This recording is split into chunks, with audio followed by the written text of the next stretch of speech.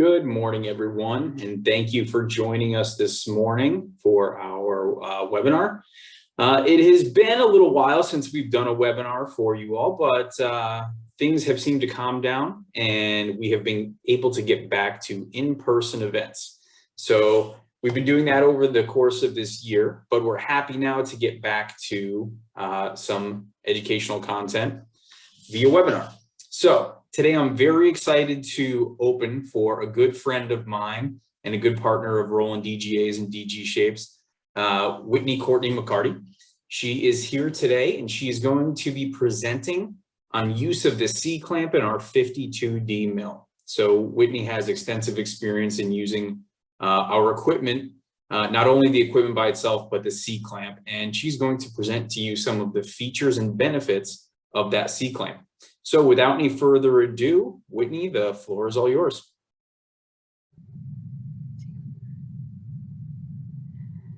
Thank you, Ian. Hi, everybody. We'll go ahead and get started today. So the title, An Angled Approach, 90-degree milling with the C-clamp from Roland. I have to give my former employer credit on the title name. Those things are really tricky and tough to come up with, to be original and catchy and not do the same thing over again. And it took months, and then finally that, and I was like, yeah, good, that works. And so I was just the assistant on the title name on this one. So it's stuck, it's good, and just need to give that shout out there.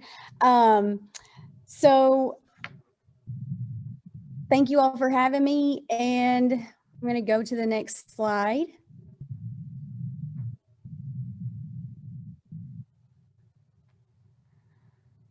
So I have to talk about first just the Roland mills in general. For me, the Roland mill, the Roland 52, is actually the first mill that I ever learned how to mill on. That, and we had Millbox, and that's actually me and my former boss there with Corey Lambertson, who's now at ASEA. But the support at Whitmix was so invaluable to what I was able to understand and grow in and learn. And it gave me the foundation of the understanding that I needed to achieve what my goal was in a final product. So what all of our goals are in a final product is perfection, precision, details. And so I began the process of learning that with the support that I had at Whitmix, and using Millbox and with the Roland mills as well. And so in the next slide, I can talk a little bit about this. So now I'm currently at Midwest Dental Arts. That is the, this is our Performance Dental Institute here, training facility. I'm actually in here right now. And in our lab, we actually have 4 Roland mills. So we have 2 51 C-clamp mills, and then a 52 DCI, and then the 42W, which I love. And so think about all those mills and like the different things that they can do, and the different softwares that they can operate.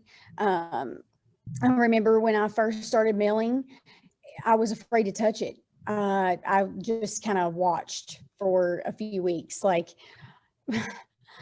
actually, when we first started taking the burrs out of the packages, it was bam, like 3.6 diamond burrs just snapped, pulling them right out of the package. There's a technique to even opening the burrs and placing them in to their tool position for milling, and the calibration, and just double checking everything, and videos. I felt like I had so much to learn before I could touch this very nice piece of equipment. So like I said, Whitmix was huge with that, but I also started to study different information about mills and why we use the burrs we use and what procedure, what process that they're using when milling. And so I feel like for anybody who is training a technician or thinking about getting a mill, those things should very much be understood for success, because at a certain point I took it over. Like I literally operated the milling from start to finish, maintenance, change spindles, call it maintenance, all those things. So the thing that made me afraid was not just what I could see there. It was more, I didn't understand what dictated what, like the commands. And so the mills aren't intuitive. They do what you tell them to do. The CAM software isn't intuitive. It does what you tell it to do. Even if it's advanced camming software, it's still based on a strategy that's input for custom milling. So us understanding the product is going to be a huge part in the success and use of the product. And that's something that here at Midwest in Arts, I really strive to teach the technicians that I train on milling and maintenance and burrs and why you can't use a dull one and why you can't use a carbide in a diamond tool position, and just for successful outcomes and less waste of product. And those are things that realistically labs or doctors, whoever is milling or planning to or overseeing that, there is a cost of learning, and any of this that can be explored and studied and known beforehand is going to be huge in your success. And so that kind of brings me like to the next place here, and I'll go to the next slide, just talking more about the kind of what we're doing. And so I touched on like what burrs perform each task. Your 2 millimeter, 1, 0.6, 0.3, for PMMA, 3 millimeter toric burr, carbide, diamonds, you have flat burrs, round, all those things. And so what they do, and understanding that and knowing where they go, and that the commands that you're choosing for the mill to use is going to give you the results that you want. So once I understood those things and felt like I had a good concept on what I was doing with them and good predictable results, so now how can I do better? How can I make sure that I'm getting these undercuts better, make sure that I'm not missing any little area that needs to be paid attention to when I'm milling? And so before having the C-clamp, I was milling full arch on just a closed puck, and I couldn't control as much of that. So now then when it opened up, reviewing my outcome, what did I do wrong? What could I have done better? And so in just trying to make sure that my product every time was predictable. And how do you do that? So you be nice to your machine, and you take really good care of it. And then also entering commands, the operator, and then the other side, the manufacturer. Is it a good product? Is anything wrong with it? Let's make sure that all of the maintenance is there and done. And then also, what are the limitations of the mill itself? We have 1, 2, 3, 4, 5, 6, 7, 8 or 9 mills, and we're about to get another one. So like all the different angle divergence limits, things like this that are going to be able to help ensure success, that you're not wasting product, and that you have precision results. That's the goal at the end of the day. And so I'm going to go here to the next slide. You can follow along. So I think my movie, I don't know if my movie played or not. And for anybody who is just learning milling or have been doing it for a long time, for me personally, every time I cam something, specifically a full arch, but every time I am looking at all the details. Where is my milling boundary? Where are my undercuts? Did I place that in the proper position to utilize as much product as possible, but also give the mill the space that it needs to do its job? Wouldn't we all love to always get 2 full arches in a puck, but doesn't always happen.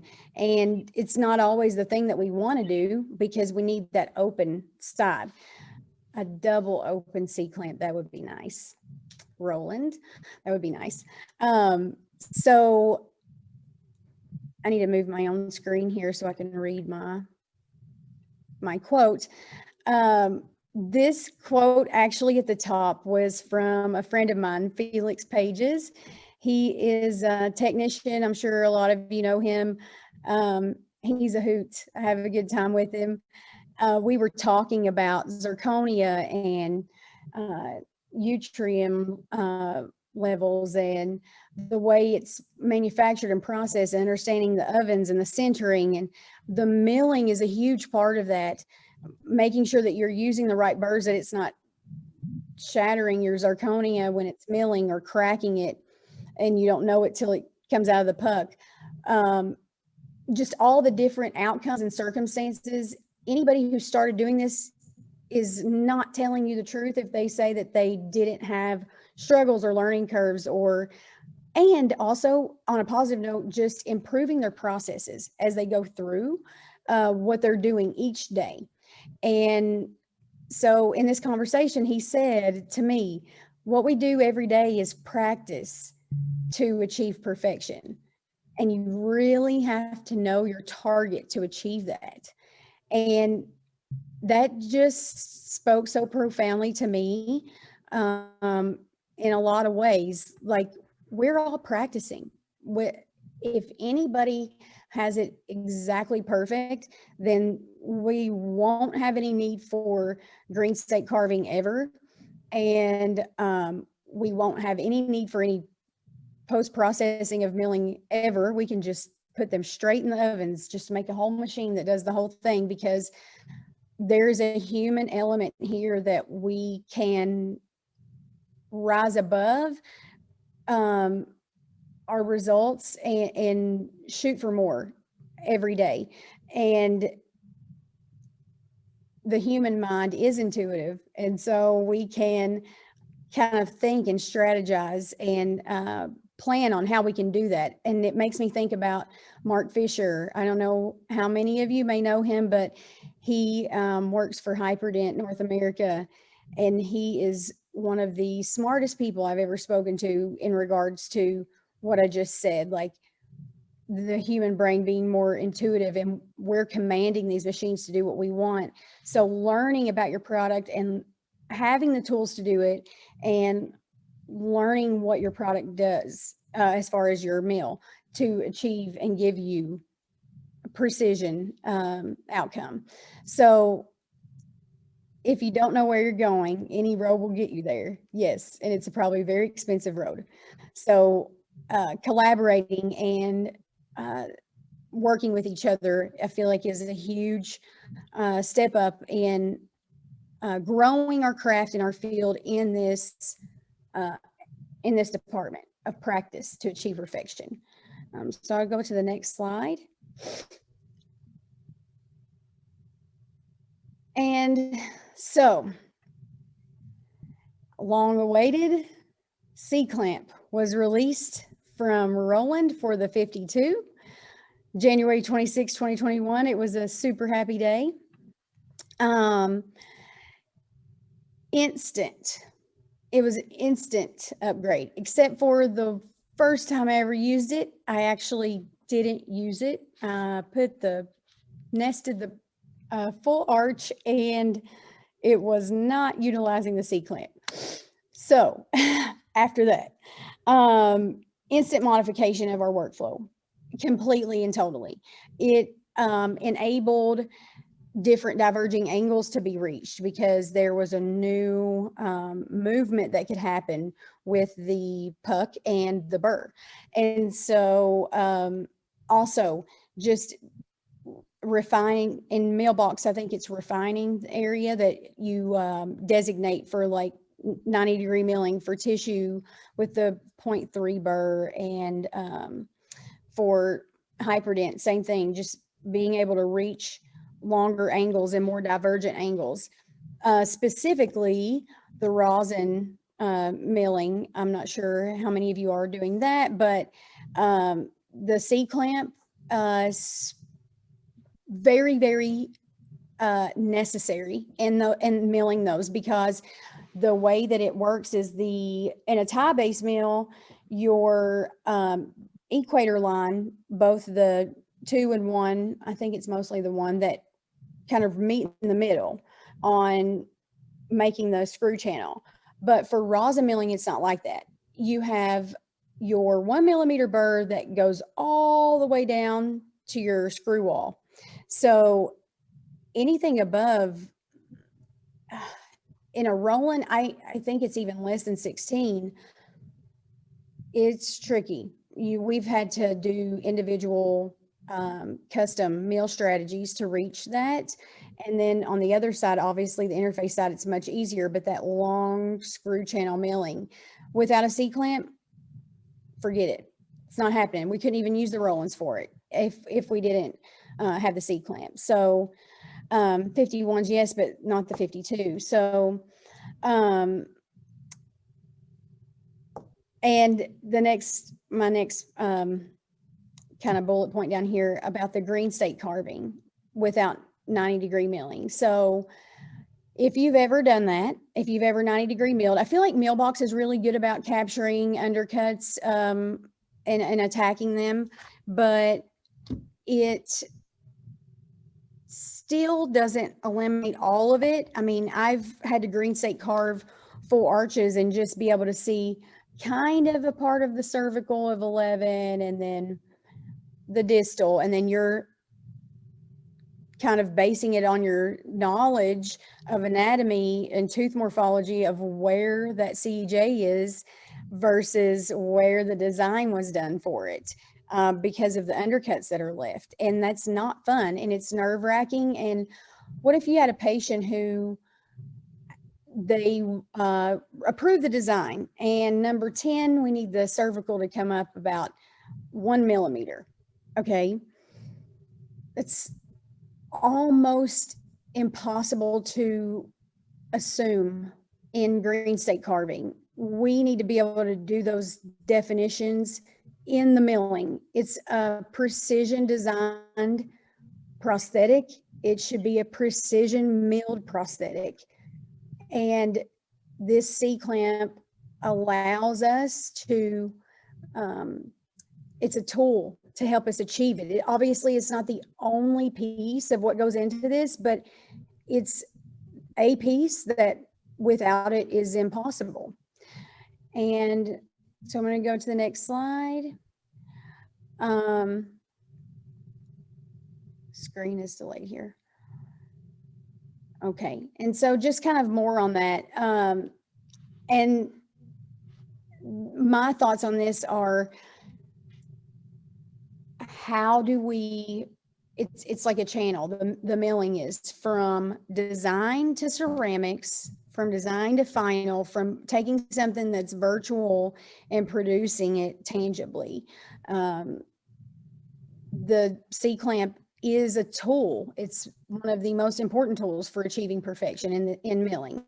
And so what takes us from, like I said, the CAD design to a duplicated final product.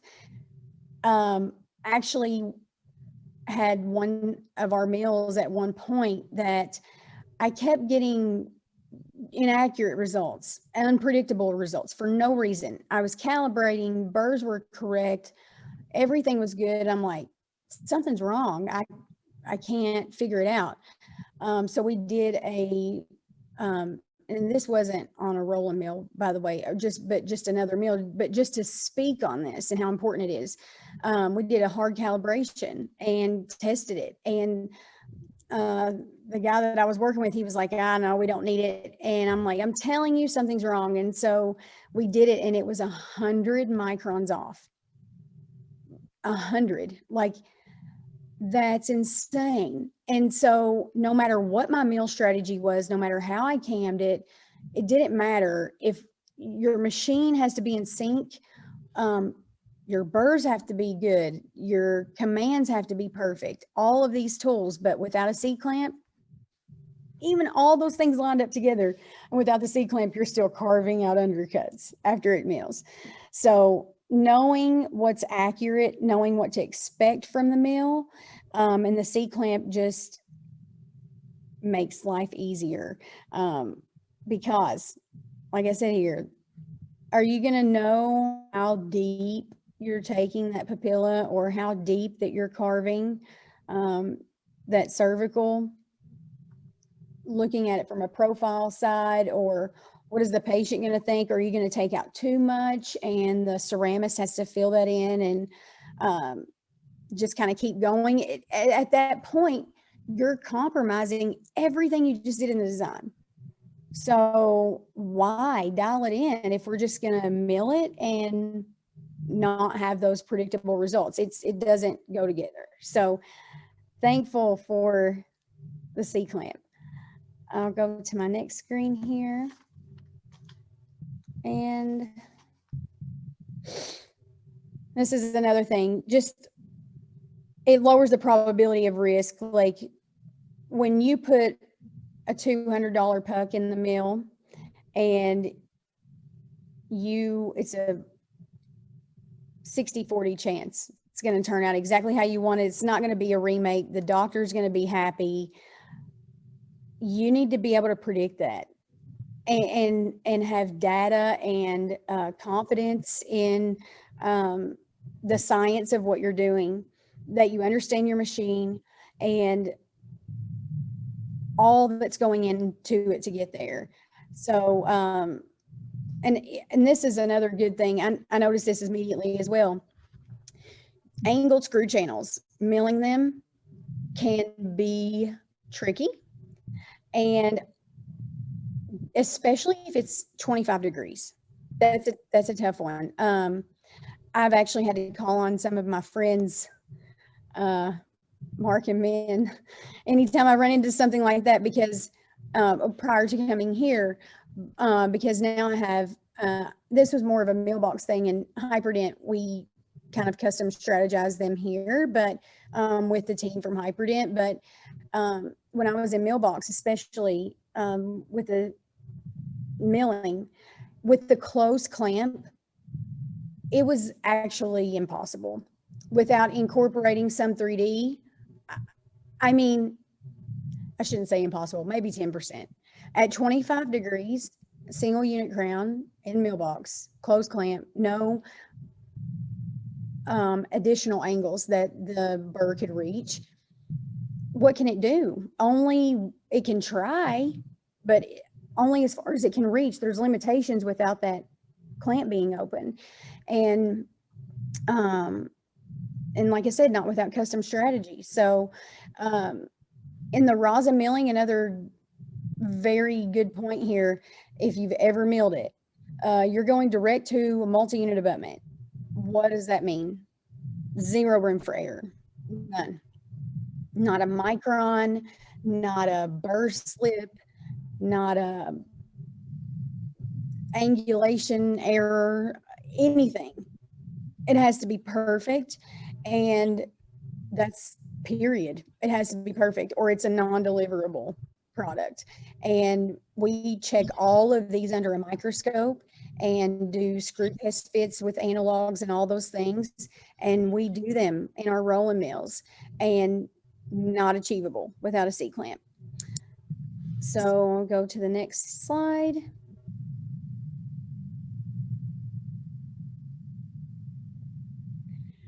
So the title, an angled approach, clinical application of laboratory processes. So clinical is the dental laboratory application. It is the same. We are not just in here making prosthetics to sit on shelves. They are going in patients' mouths in a clinic. And you can guarantee that if it's not going well, everyone in the lab is going to know what's going on in the clinic. So everything that we strive to achieve here in the lab, because for me, man, what we do, the art, the science, the craft, the energy, the innovation in what we're doing, it's for nothing if it doesn't go well in the patient's mouth. And when we are successfully milling these things, when we are predictably putting out these arches, and even if it's not a full arch and it's just 6 units, 6 through 11, you're still going to get a more predictable result. Does that mean things never have to be remilled? No, but you can know why, what happened, evaluate it. Hey, how do we not do this again? And the C-clamp being released removed that factor. So, and it also, I mean, it makes the 52 like the coolest mill, because now obviously in the DCI, you can't use the changer for the 52. I hope that changes at some point in the future, but for right now, it's one that you just have to lock in. But just the 52 itself, it has way more tool slots, and you can just do more on it. And the C-clamp just kind of completed that. So our target, like our goal, what we're going for, the path to get there, it's perfection and happiness for the patient. That's where we're going. And if we can keep that in mind for everything that we do, every time that we're camming something, every time that a manufacturer is designing something, what is going to be the thing that makes it where the lab is like, oh yeah, I'm going to need that because my doctors are going to love that. Or a doctor is like, oh yeah, I'm going to need that because my patients are going to love that. It's the end goal. It's the smile. That's what we're going for. And a lifelong smile for these patients. So I'm going to go to the next one.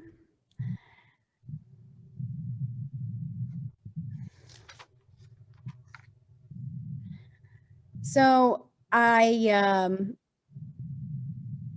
this presentation was actually supposed to be at Lab Day, and I wasn't able to make it.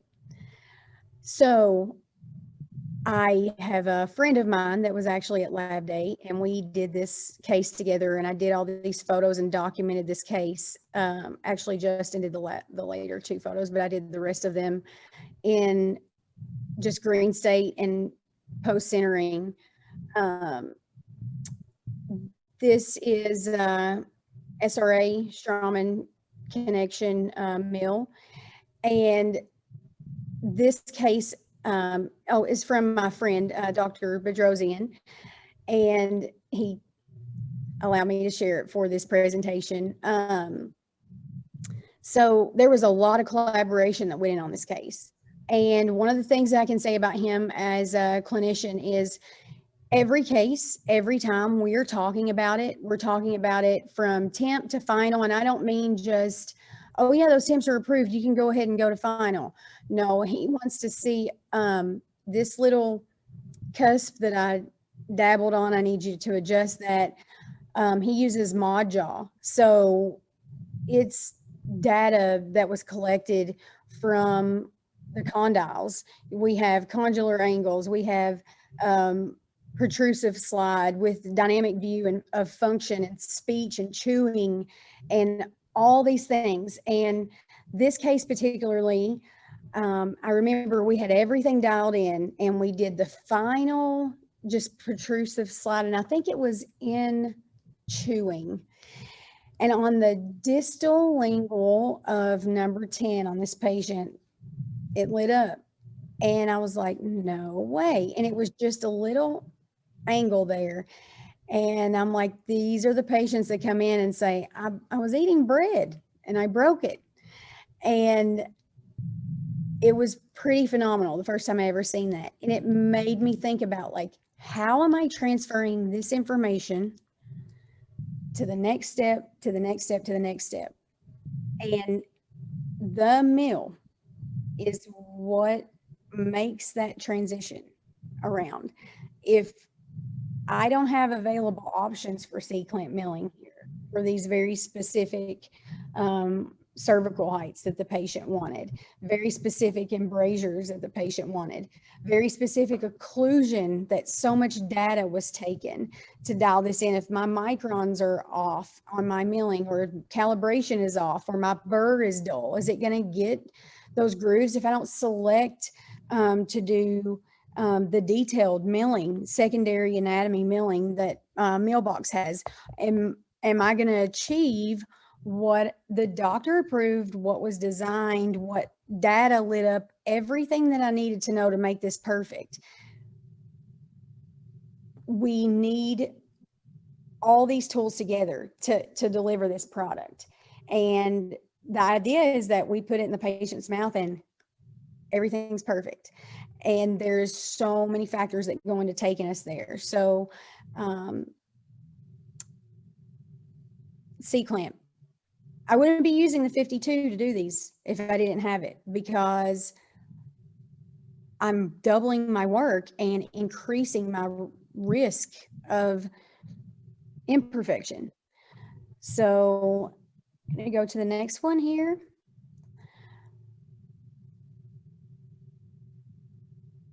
And I chose this photo because I can't show the whole face, but this patient was so happy and he looks so sweet in his smile. This photo of the confirmed designed STL to the milled ceramics product done. I really like this. This is what we want to do. We want to go from a temp to a final that's perfect. You put the patient in a temp, they love it. Take them to a final, oh, something's weird, I don't like that. And then the doctors call them like, hey, something's wrong, I don't know what's going on. Because it looked great the first day. The patient's in it for 7 days. These little details are what sets us apart with our patients. Word of mouth for the laboratory, for the doctor, having these tools. And this is why we do it, so that they can smile and we change their life. And they're super happy that they chose that doctor, and that doctor is super happy that they chose us as a laboratory, and we can be continuous and repetitive and even excelling above what the doctor expects us to do as technicians as our tools continue to improve. So I'm going to show you the next one here.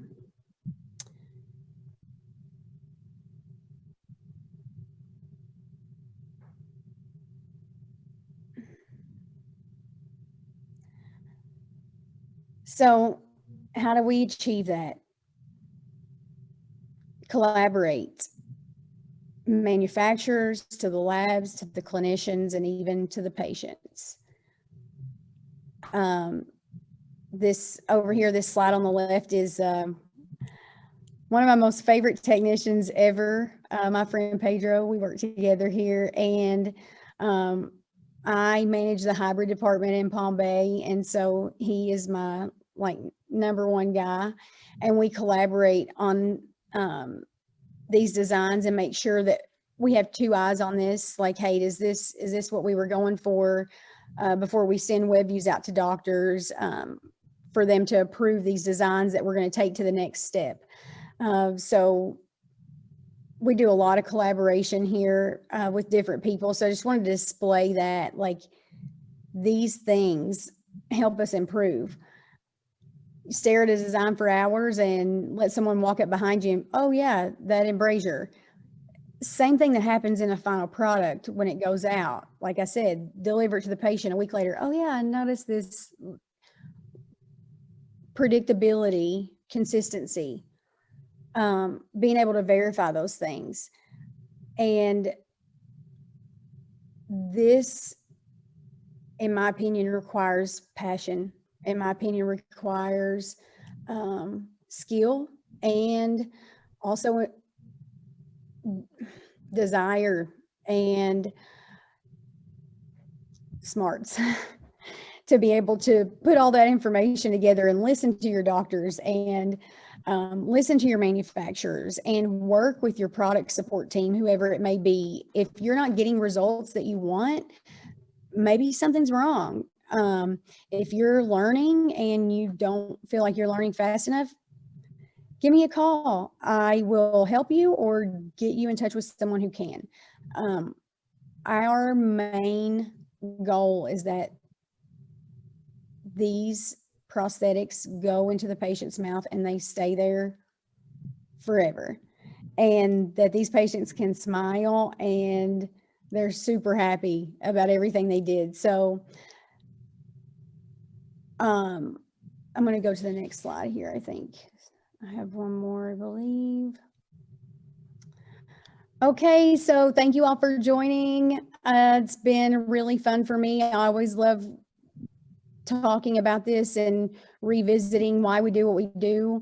And so Ian is going to take over for the Q&A portion.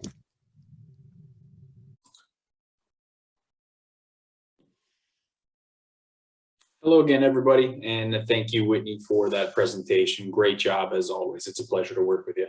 So really quickly, won't take a ton of your time. I'm going to take a few moments and review our current product offering to you folks, explain some of the capabilities of the devices, and also closing with some of the promotions which we currently have available.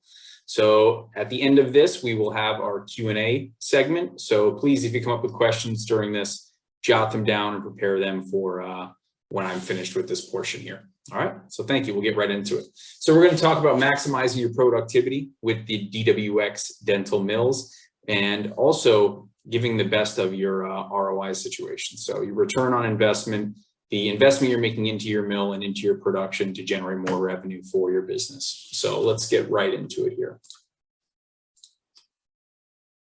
We are going to start with the DWX 52D. This is the younger brother of a mill that some of you may have, the DWX 50 or the 51D. The DWX 52D is capable of milling materials like zirconia, PMMA, composite resins like Avita and Emic in a block form, a PEEK or pectin material, gypsum, or fiber reinforced resin, which would be something like a Trilor materials for substructures. So some really great options there. And also able to mill some of the chrome cobalt sinterable metals. Again, this is not a solid state metal. This is something that would have to go on into an argon furnace after the milling process and be brought to its final state. So we have a wide variety of materials here. This machine can also mill dentures and partials. I will point out that we do have a new tool called the ZPB tool. This is a specialty tool used in your DGSHAPE milling device to cut plastic or acrylic materials. It has a specialty coating on it that's going to allow it to withstand longer mill times than those carbide tools. And it's also going to have a longer reach. The tool will be slightly longer. So when these pucks are thicker for denture bases, we are able to reach deeper inside of those pucks and relieve undercut areas, giving you the best detail possible and best milling result. Okay. These are highly reliable machines. They are 5-axis. They use a ball screw drive system instead of a wire system like the DWX 50. So when repairs are needed, it's easier to repair and faster to repair. Again, it's 5-axis. It's going to be great for full arch restoration milling. You also be able to utilize in the 52D that C-clamp that Whitney talked about. That's a great feature and great add-on. We have intelligent tool control. You do have 3 banks of tools here. You could line up 1 bank of zirconia, 1 bank of PMMA, and also a bank of specialty tools or backup tools. Okay, so that intelligent tool control, once it reaches the expected tool life that you've set within the V panel itself, which is the control panel for the mill, it would then pick up that fresh tool once it's done with the tool that's already expired. Okay. V panel with all of our mills, it's essentially the control panel for the milling device itself. It's going to keep track of your milling burr times, any errors, run your calibration. So that's going to be where you run the device. Okay. The machine has an ionizer. The ionizer is going to reduce static within the mill generated by that suction unit. So it's going to allow that plastic milled material or acrylic milled material that can be quite messy to drop to the bottom of the machine and be evacuated out the back. We also have automatic air pressure control. Some of you with a 50 or a 51 may be familiar with the process where you do have to make an air pressure adjustment based on the type of material that you're milling. So now that is controlled by the cam, it's going to let the mill know what volume of air pressure to allow to be blown inside of the mill based on your material choice.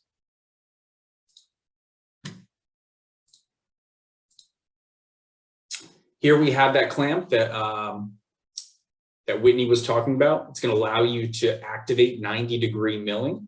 While we're talking about this, is going to be my PSA for the Sim System and Millbox team to say, make sure you keep your CAM softwares up to date. I've said this before, if you've seen some of my other webinars, I know it's a tough thing that you struggle with having to pay some sort of an upgrade fee to stay on top of those updates on a year-to-year basis. But when new accessories, new tools, new strategies come out, it's best to have your equipment up to date. You're not going to have to go back and pay back years. So just staying on top of it, that every year, just get used to doing it and keeping your softwares up to date so you can utilize all the great things that we come out with for these mills, because we do continue to develop these devices as they're out in the field. So we don't just release them and stop. We create kits like the TRK kit, the AK1 kit for the 42, various things. So very important.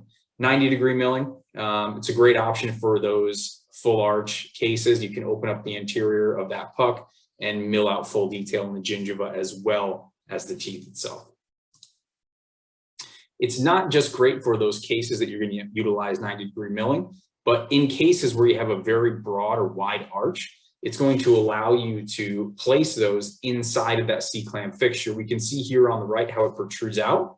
It's going to allow us to nest this case. Here in that closed clamp system, you would not be able to go ahead and mill this case because it's going to interfere with the border. All right, so it would error out in the nesting software. Next, the bigger brother to the 52D is the DWX 52 DCI. The DCI is capable of all the same workflows that the 52D is capable of, the zirconias, the PMMA, the wax, Trilor, all of those materials will be able to go inside of this machine, including denture bases as we see here on the screen.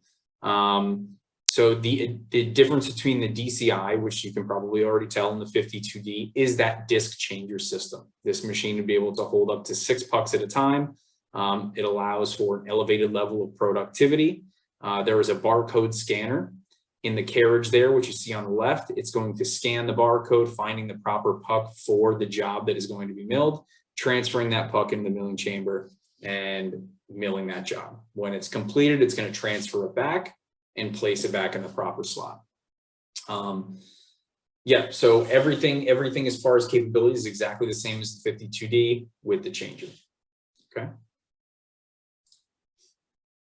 I talked about the TRK kit briefly. The TRK kit is a silicone mold kit. It's going to allow you to pour your traditional denture acrylics into a mold and create your own denture pucks. Here on the screen, this is a case I did with a laboratory in Connecticut.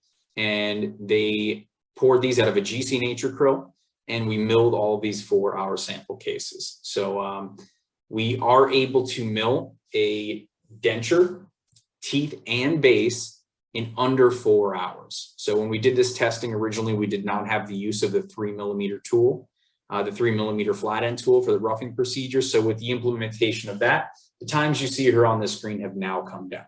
So we are able to save about 35 to 40 minutes off of this time currently. The TRK kit is a great option for somebody who's looking to get into digital removable, who might already have one of our mills who's milling crown and bridge cases. So you can start to dabble as you have bandwidth available in your mill and become more proficient with digital removable workflows. Cost on a higher end acrylic like this could be roughly around $20 for you to pour your own base, compared to purchasing a pre-made puck at about $50 to $60. Now you can use a more affordable acrylic and bring that cost down to around $6 or $7 per puck, but that depends on what the technicians in your lab are familiar with or what pourable acrylics you're currently working with. Okay.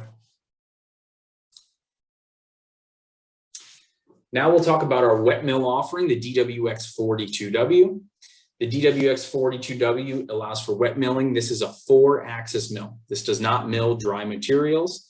It's going to mill glass, ceramic, composite resins, a wide variety of materials. The key here is to make sure you're selecting a material that has that CEREC universal mandrel that we see up here on the top right side.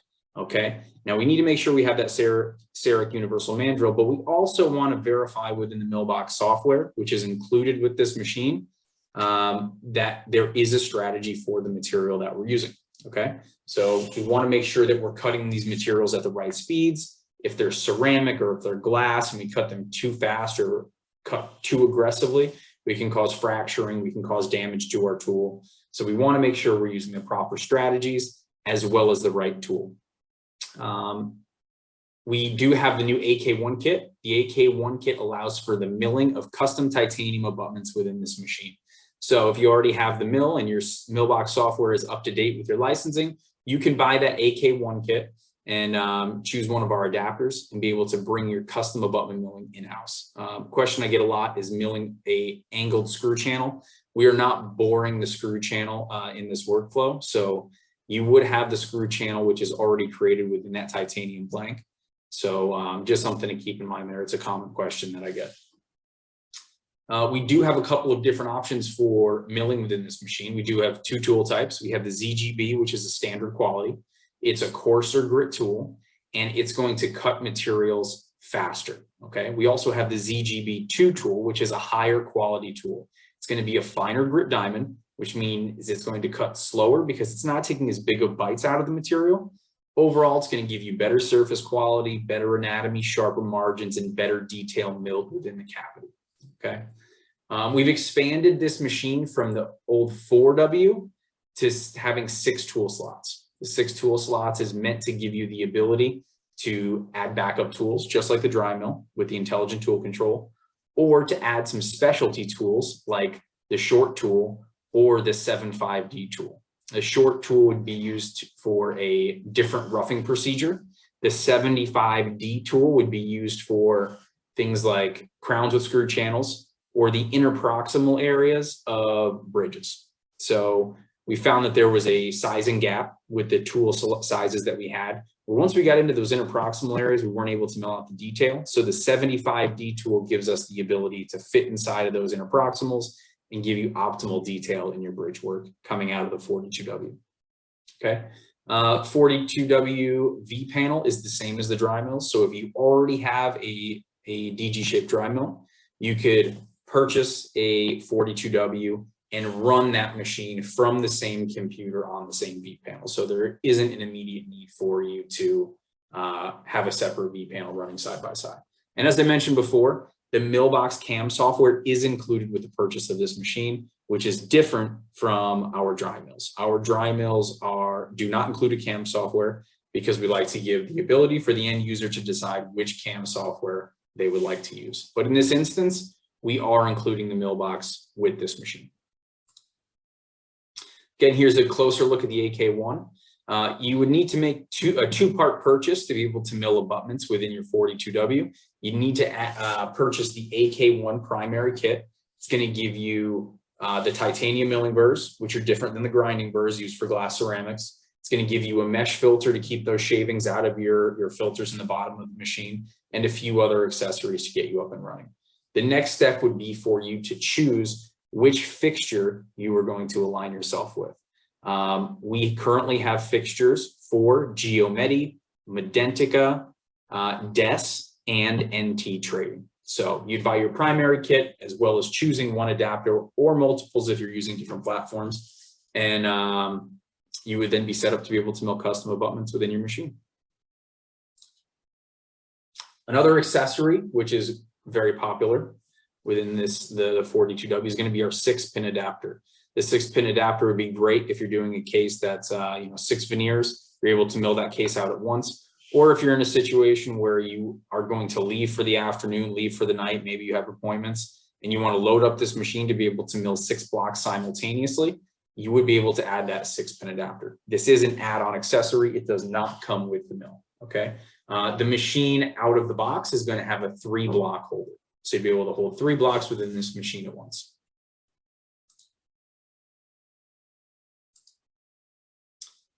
So we're going to roll into the promotional portion of this. I want to make you aware of some of the promotions which we have available. You may find yourself in a situation where you are looking for capabilities of both wet and dry mills. We want to be able to provide you a solution for that. So to do that, we have created our wet dry combos, which you would see the pricing here. If you have any interest in these, you can reach out to us, or you can reach out to your DGSHAPE dealer here in the US, and they would be able to help you navigate that process and getting you a quote for these devices.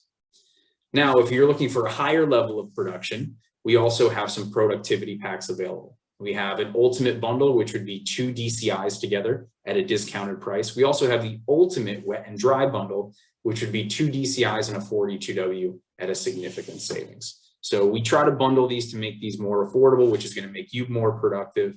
And again, boost that ROI, the return on your investment. Extended warranties with our devices, as many of you already know. Your device comes with a 2-year warranty from us. 1 year when it ships, and as soon as you register that machine on our website, it'll activate the 2nd year. I can't stress enough how important it is that everybody registers their devices on our site. It's not something you want to forget to do, because when you do come to a point where you do need service or support from us, and we don't have that machine registered, it's going to slow down the process of getting you help. All right, so we want to make sure as soon as you receive that mill and get it set up and you can see that serial number, go on our website, DGShapeAmericas.com, and register your mill. Right at the top, it'll say warranty registration, fill out your serial number and your basic contact information and location, and your device is registered.